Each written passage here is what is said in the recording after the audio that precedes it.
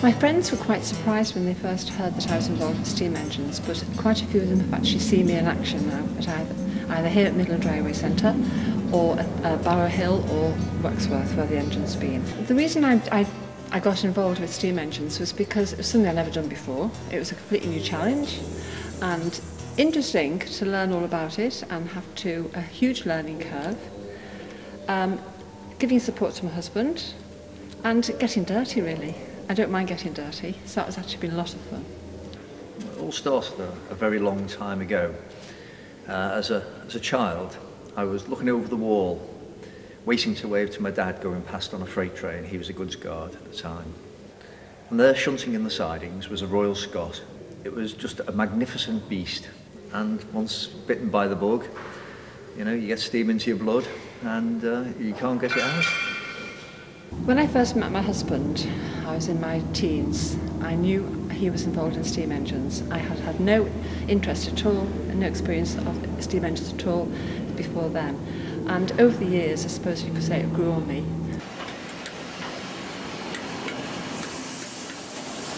Well, after watching locomotives pass on the main line, on branch lines for quite a while, suddenly Mr. Beeching came along and there were no more locomotives to watch on the main line or the branch line. So in 1968, myself and a group of friends got together and said, well, if they're all being scrapped, let's see what we can do to see if we can save one or two. And so that's what we did. We were only teenagers at the time, but off we went. We couldn't actually buy one off the main line, so they were all being sold to scrapyards and were well beyond our pocket money. But there was one or two in industry. When the children were old enough to do their own thing, and I started to be a little bit not enough to do. Don't like housework is not a priority. Neither is shopping, which seem to be the main things that women are supposed to do. There came the opportunity to get involved. The Whitehead had been restored. It was ready for its 10-year run, so to speak, and a fireman was needed. And I happened to be in the right place at the right time. It was suggested to me that I might like to be involved, so I decided to have a go. Pecket No. 1163 was built in 1908 at the Atlas Works of Pecket and Sons of Bristol.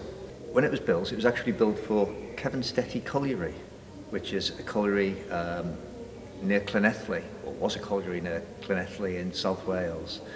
It moved from Kevenstetty Colliery to Kevengalloo Colliery, worked at the Swansea Harbour Trust nearby, working on Swansea docks. In around 1920, it went back to Pecket and Sons Works, as far as I can ascertain, for an overhaul and storage, and it didn't actually come out again until 1934, when it was purchased by the Whitehead and Hill Wire Works of Cumbran near Newport. When I first told the children that I was going to become a fireman, train them to become a fireman, they were quite surprised, proud. I'd never shown any particular interest in getting involved before, so they watched very carefully and very closely at my progress. They're still very proud of what I do. They've come on the engine, they've all had a go, they've seen me filthy dirty. So now to them it's second nature. There's no surprises anymore.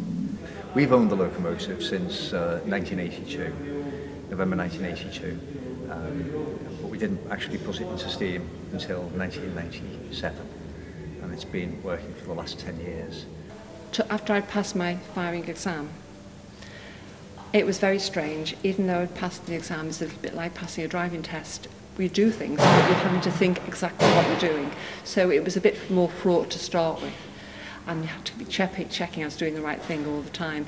But as the years went by, it became more and more enjoyable because it became second nature. And now I don't even have to think about what to do. And I'm listening, and I'm looking, and I'm watching, and it's a good balancing act being a fireman. A lot of people say, well, why don't you train as a driver? But that doesn't interest me at all.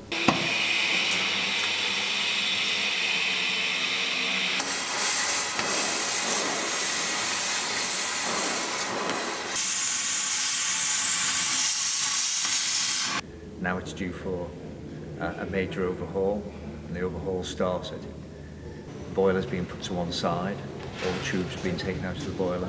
The main frames have been lifted off the wheels and the wheels have been taken out. All the components have been stripped off the wheels, it's the axle boxes. Some work needs doing on the crank pins. The main frames have been completely cleaned down, all assessed. And all the parts that have been taken off have all been completely cleaned and assessed, and they're being repaired as necessary. During the restoration, the part of the restoration which involved pulling the tubes out, when we mentioned it to our daughter that we were going to be involved with that, she was very keen to come along and have a go. I think having seen her mother getting filthy dirty, she quite relished the idea and thought it would be a good chance to get fishing for a little while as well.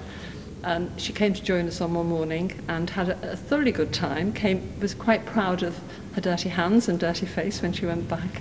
It was good to work with her. For both of us, it was a completely new experience. Now there's pulled tubes out before. And it was very useful having her there with me because she's a little bit taller than I am, and she provided a lot more muscle power than I would have been able to do by myself. So it was very good teamwork. Whilst we were removing the tubes, we had quite a good process going on. Whilst I was in the back end, hammering the tubes forward to release the expanded part, which was actually in the front tube plate.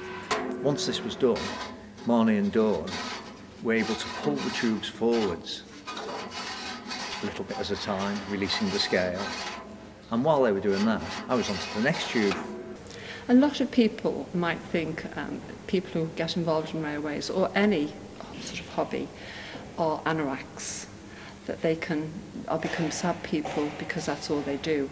I think that you have to be very careful that you keep a balance in your life, and that if you're doing it all the time, then it might be that it'd be a fairly accurate title. We might be sad and it might be an obsession, but because we keep a balance in our lives and we have lots of other things, lots of other hobbies and lots of other things to do, then it's just another hobby rather than obsession.